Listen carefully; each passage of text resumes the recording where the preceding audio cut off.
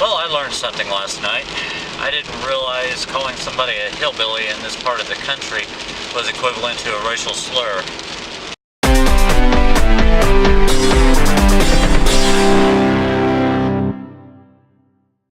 Came to see my brother. I rolled in, I guess about 1 in the morning. I didn't want to go to his place because he has dogs, and I didn't want the dogs to wake him up because anytime somebody hits the edge of his driveway, they just start going nuts. And with him having his own business and he works so much,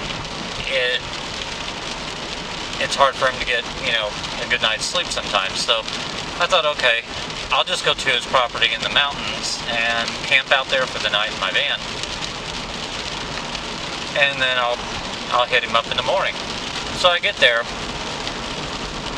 I park on the side of the road on his property, and on the other side of the road, it's a mountain that goes up, and he used to own that side too, but he sold that. People that he sold it to, apparently they don't know him.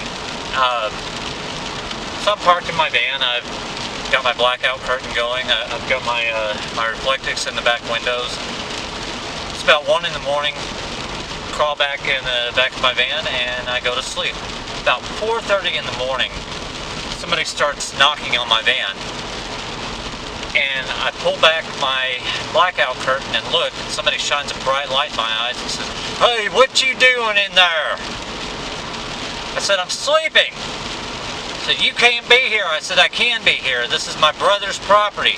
I have permission." I said, "Get away from my van." So he starts walking up his driveway, and I hear him yell to the lady, I guess it's a lady, I guess it's his mother. He goes, "Hey Ma, you got a gun." Couldn't believe it. I didn't have a gun, but if I did, I wouldn't say it on here. And I'm not just going to aim it at somebody indiscriminately just for knocking on my van. I figured it was a misunderstanding. So, like I said, this is about 4:30 in the morning. I'd been there for 3 hours sleeping.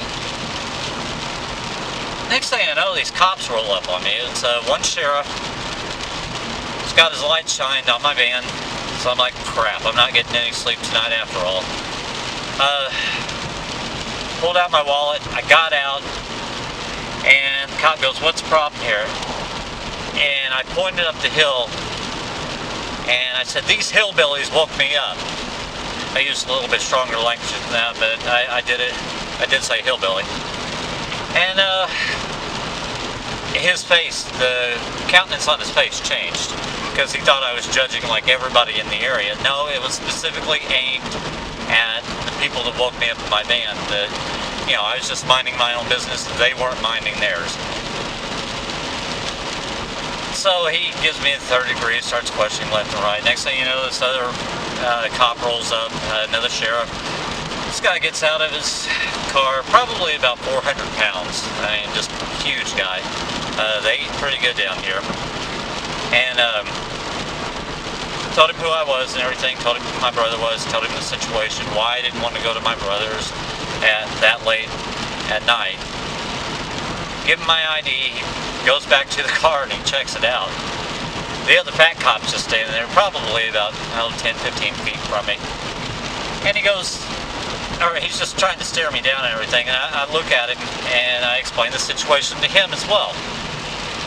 He's just nodding his head, Didn't use the word hillbilly because I already used it once with the other cop, and I saw the reaction that I got there. So, the cop that's standing there in front of me,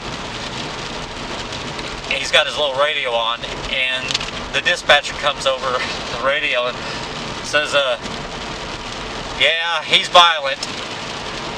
And I took a step back, because I thought, oh gosh, there's going to be a chase on here. And I said, "Violent?" I said, "I'm not violent. I probably weigh 130, soaking wet." I said, "I'm not going to kick anybody's butt." And the guy looks at me and he goes, "She didn't say violent, she said valid." I said, "Oh, okay, I'm valid. Okay, so I have validation." validation. Now, well, the cop that had called it in, he got out and he started lecturing me about the use of the word hillbilly and how I shouldn't judge people and this and that. And I looked at it, I said, are we done here? I said, I'm on my family property, I'm going back to bed. Do you need anything else? He goes, no, just, and he started to say something. I just turned around and walked away from him, got back in my van, and he pulled off. Well, by the time I laid back down in my van, it was probably 5 in the morning. You know, I think I was out there for about a half hour, you know, dealing with all that crap. Laid back down, I was too mad to go back to sleep, but I realized people in places like this, they're really clannish. They really are. I mean, if you're not from here, they take notice, and it's almost like they take umbrage. It's, I don't know, it's kind of nerve-wracking that people are so suspicious of other people, you know, that just aren't doing anything. But anyway, that's my story, and in hindsight, I wish I would have grabbed my camera. But then again, with the attitude that the police officer had, it might not have been a good idea. He might have taken further offense, and it might have been a harder time on me. Who knows? Needless to say, I did not get a lot of sleep last night. After I couldn't go back to sleep, I thought, well, screw it. And I drove over to my brother's anyway. Pulled in his driveway. His dog started barking like crazy. It did wake him up. And the light comes on, and he opens the door and yells, "Who's out there?" And I thought he had his gun. I said, "Scott, it's me." And he goes, "Oh, come on in." So, so I got confronted with hillbillies, cops, and waking my brother up. And now the northern end of Hurricane Irma has reached this part of Tennessee. So I don't think it's going to be a great vacation. But we'll find out. Make the best of a bad situation, I guess.